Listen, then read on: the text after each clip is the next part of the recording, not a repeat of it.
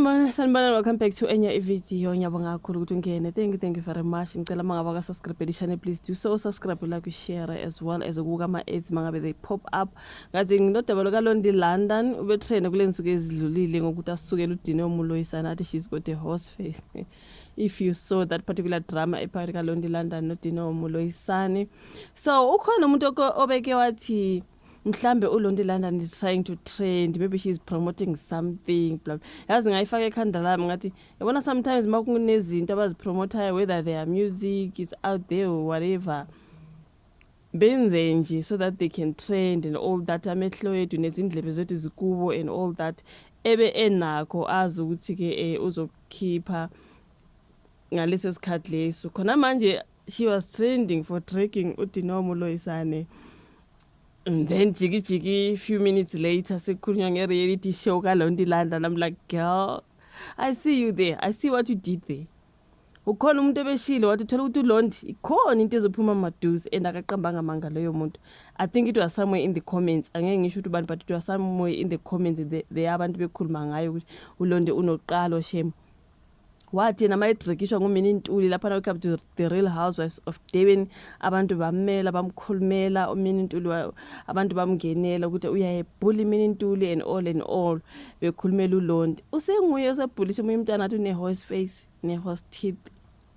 Kodwa umuntu washo kuma comments wathi ngiyasola ukuthi ufuna ukutrenda ngoba ikhona into azoyikhipha maduzane. Benze nje phela mabe nazinto abafuna ukuthi babe nabalandeli bathole angazi whatever the views, likes, attention, whatever the case is. So zolo lokade trenda ugirl edonsa uDino Muloyisane wakhipha ivideo lapha exolisa. I think ngiyenza le video on this particular channel exolisa ukuthi Dino Muloyisane hayi ngiyaxolisa bengamele ngikhulume kanjalo in wayemdrikishe eka the podcast on Chiro with MacG. Why no soul kodwa no lokungani. Was the other person no Tabaloy. So manje sekukhulunywa nge-reality show ka Londi London ukuthi uye wamemezela uhlelo olungempilo yakhe. I'm like, girl, bebe kubonile ukuthi wena udinga attention yethu ukuthi mayiphuma ishow ye reality TV show uthole attention eningi. Wow. Mhlambi izomsebenzela uLondi, you guys, angazi. uLondi ke uLondi London ngimthanda kakhulu, you guys. I'm a fan of uLondi London, ngizoqamba amanga ukuthi uLondi London neMzansi Magic sebememezele izindaba zokuza kohlelo olungempilo yakhe. Can you imagine? Kelly yona into ebuyenza le usile yazi. Kulindele ukuthi uqala maduzana uhlelo oluzophendula imibuzo abantu akade baba nayo ngentokazi yakwaNongoma ke ezinze egoli uLondi London. uLondi neMzansi Magic baye bamemezela ukuthi kungekudala kuzoqala uhlelo ngempilo yakhe oluthi Life with Londi. So kuthiwa kulolu hlelo ke baveze kancane nje ukuthi kuzophenduleka imibuzo ehlukene ngezinto ebezilokhu ke zivela ngayo uLondi London ezinkundleni kwezinye izindawo izinhlelo uLondi ake abayingxenye yazo. Sebebala ke lapha ukuthi kwaba ingxenye the Real Housewives of Durban ne the Real Housewives Ultimate Girls Trip South Africa, okay? Ukwaba the part of that. Simazi kakhulu nge the Real Housewives of Durban. So uLondi utheke sekubheke ngabomvu ukuthi abalandeli bakhe babone ukuthi ubaphathelene ohlelweni oluthinta yena ngqo okwamanje ke izumuntu engekaveza okuningi kodwa abantu abangithandayo abalindele okuningi okunye abakade bezibuza ngakho ngami uhlelo liyeza kuMzansi Magic futhi lizocacisa konke abafuna ukwazi ngempilo yami yangasese umculo ngisho nokunye phela ukuthi uyacula ke phela ugirl.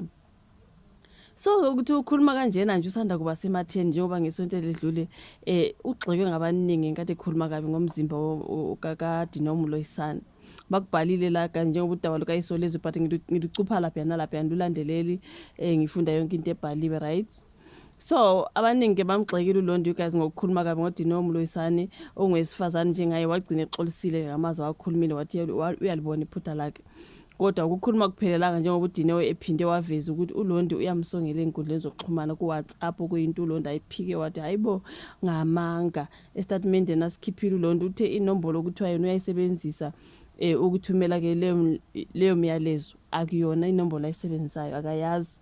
Wathi ngifuna ukubeka nje ucaca ukuthi lokho sokuvela manje ukuthi mina ngithumela lo muntu imiyalezo yokumsabisa akulona iqiniso, mina nje nginguLondi angikaze ngithumela imiyalezo yokusabisa umuntu.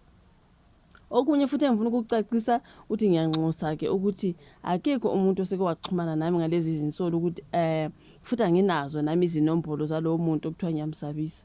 So uye washo njalo uLondi ke kuthiwa kodwa impi yabo ke kwavela ukuthi imali nesoka kunobhuti okwavela la kuthiwa ke nguyena othandana noLondi London. Kwase kuvela ukuthi i-ex boyfriend kaDineo Mloyisane.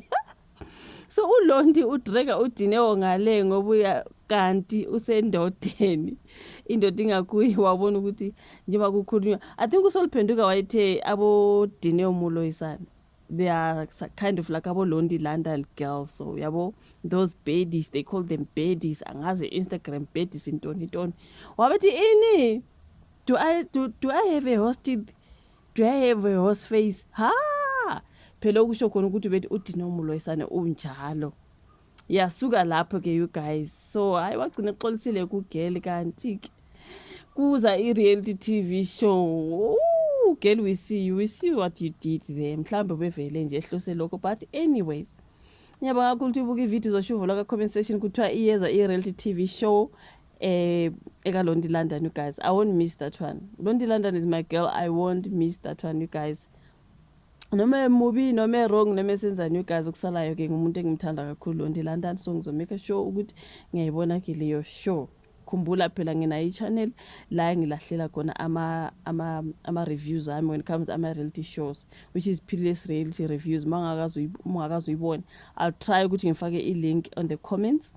Yona link eya kuleya channel enama reality reviews ama reality TV show reviews ngizoyifaka nje la.